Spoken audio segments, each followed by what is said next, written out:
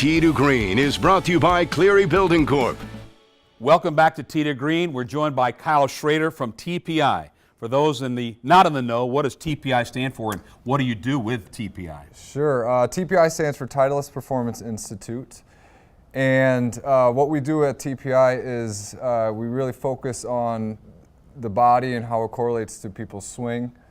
It's a relatively new thing, it's only been coming in the past 10, 15 years. But it's been very popular. A lot of the best players in the world are being seen by TPI certified professionals.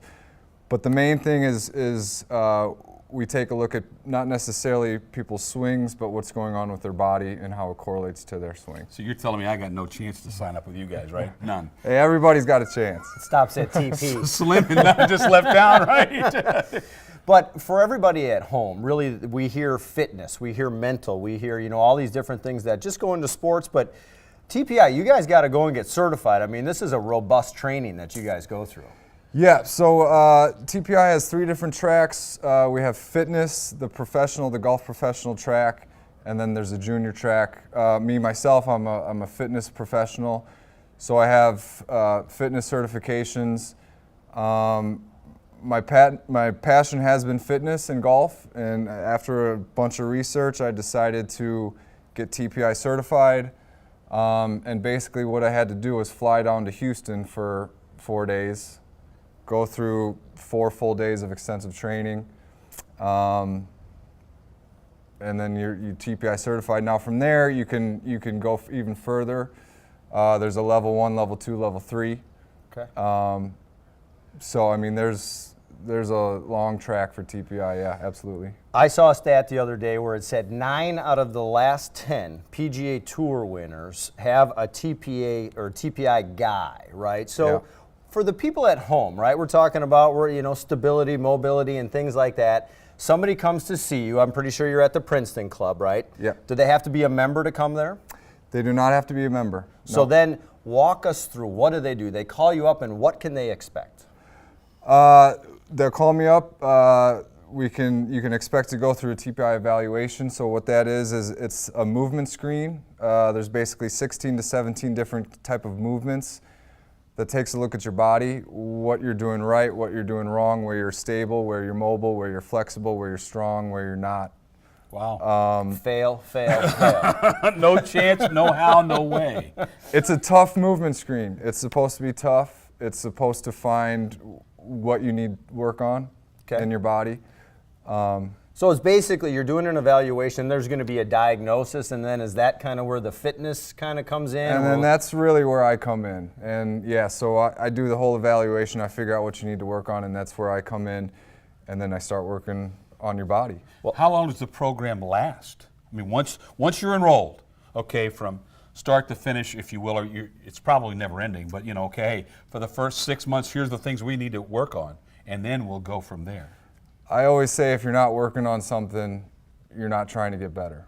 So I mean, it really doesn't ever end.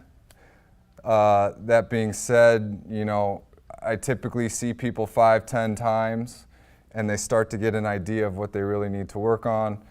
I'll let them maybe go off and do their own thing for a while. If they still need some work or some help, then I'll see them again. But I'll tell you what, there should be some validation, because this morning I saw you in the gym, Rob Morani first. I'm telling you, man, you got some work to do there. Then you got Jim West right after that, and he thinks he's quite a baller, doesn't he? Yes, he does. Man, you got your work cut out for us.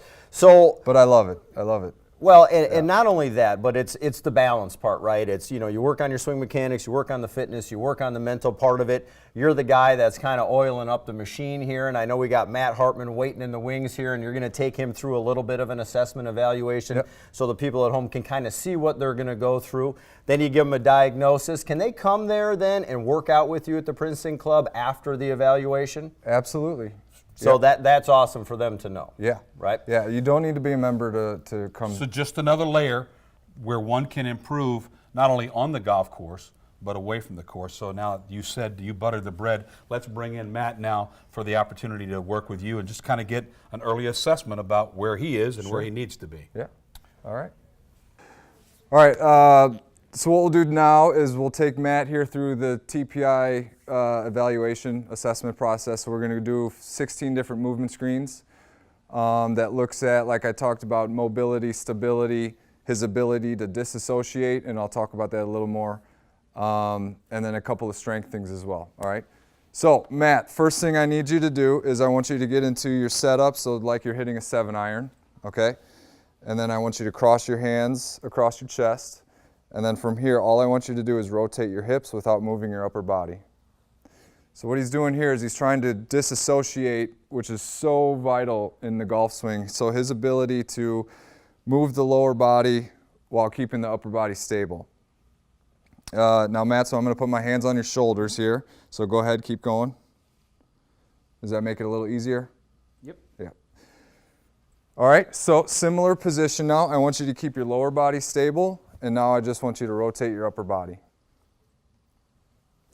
And I put his hands on his shoulders there before because his shoulders were moving a little bit. So I just wanted to make sure it was a stability issue and not a mobility issue. So for him telling me that it was a little bit easier to stabilize the upper body shows me it's kind of a stability problem going on. He's a lot better here. His lower body's staying very stable, which is very common. It's much easier for people to do this one, to rotate the upper body, than it is vice versa. So, good, Matt. All right? From here, I'm going to have you take the club, and I'm going to have you put it over your head, okay? Bring it down to the top of your head, so you have a 90-degree angle with your elbows. Now I want you to extend it straight up again. And now I want you to go into as deep of a squat as possible, trying to keep this club over your head. Okay, and then back up. Good. So what I'm looking at here is how deep he can get and his ability to keep that club back. So go ahead one more time. Try and stay on your heels this time. Try and stick your butt back a little bit towards me. Good. Okay, and then back up. So again, this is a very common one. I'll take that from you. The overhead deep squat is one of the best ways to figure out if you're going to have the early extension problem. So if you swing and you early extend a little bit, the best way to figure that out is that overhead deep squat. And that was a little bit challenging for you. I could see you kind of wanted to go up onto your toes. So that really shows you the hip mobility. There's probably a little bit of lack of hip mobility in there. Okay? Yeah. So from here, I'm going to have you lay on the ground. Which on my back. On your back, yep. And we're going to look at his glute strength, so his butt strength, okay? So go ahead and lay all the way back down, bring your heels towards your butt, hands across the chest, and I want you to squeeze your glutes, lift your hips up off the floor, and then extend one leg, either leg. Go ahead and extend and hold for me for 10 seconds. So I'm looking at any type of wobbling. I'm looking at any dip in his pelvis. So he's doing a really good job here, staying nice and stable. Okay, relax, go ahead back down. And now I want you to switch legs. Okay, same thing on the other leg. And again, just trying to stay nice and stable. So this is looking at glute strength, all right? Glutes are the king of the golf swing. Any type of weakness in the glutes, you're susceptible to any type of swing issue. Okay, good, you can relax, good job. From here, I'm going to have you turn over onto your hands and knees, okay? And I'm going to have you sit your hips back towards your heels. I'm going to have you make a fist with your hand and then go down, all right? Now with the other hand, I want you to bring this arm forward, okay? And then I'm going to have you turn this palm to the ceiling and then try and lift this up as high as you can. Try and keep that arm straight, good? And then back down. And you may not be able to see this from this angle, but I'm looking at how high he can get this arm, if it's able to go up above the ear or not. And again, this is looking at lat length. Again, really important in the golf swing, his ability to raise his arm up. Go ahead one more time, and then to stabilize the scapula back here. Okay, again, very important. All right, go ahead, let's switch arms. It's good. This one's tough. This one is tough. A lot of these are tough. Palm up. Go ahead and raise to the ceiling again. Try not to bend your elbow. This one doesn't extend all the way. And then back down, good. You got a bad elbow there? Yep. Yeah. So what this also does is kind of point out where you may have had past injuries before. You never want to do any of these movements if you're having pain during it. So if you ever are having any pain doing any of these, just let me know, okay? No, we're good. All right, good. Go ahead, back up. And now I'm going to have you sit right at the edge of this chair. This. Yep. Your feet are going to be together. Your knees are together, okay? Go ahead and take this club. This is going to go over your head on your back. Okay, so this way or this way? That way, yep. And then bring it back here. Okay, good. Now, really important here that you keep your knees together and your feet together. And then I just want you to rotate into your backswing and then into your downswing. Okay? And I have tape on the floor that's at about 45 degrees. And what I'm looking at here, go ahead this way, is how far he can turn. All right, so this is looking at thoracic mobility, his mobility in the spine. And he's doing a really good job here. He's definitely getting past 45 degrees.